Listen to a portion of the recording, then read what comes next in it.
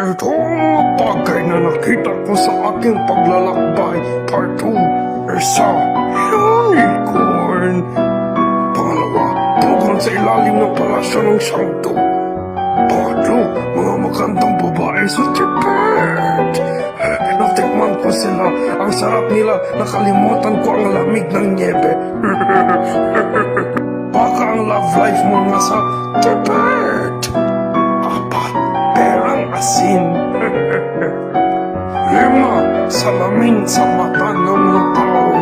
Kaya na Beatles, dapat sabihin ninyo, salamat Sina. May video ako sa loob ng palasyo ng Shanto. Punching Tang Fan, Fuang, Fan, Krang, Krang, Krang, Hi-ho, hi-ho. Tapos may paputok sila, hindi katulad sa atin. Happy 4th of July. Masakit na ako.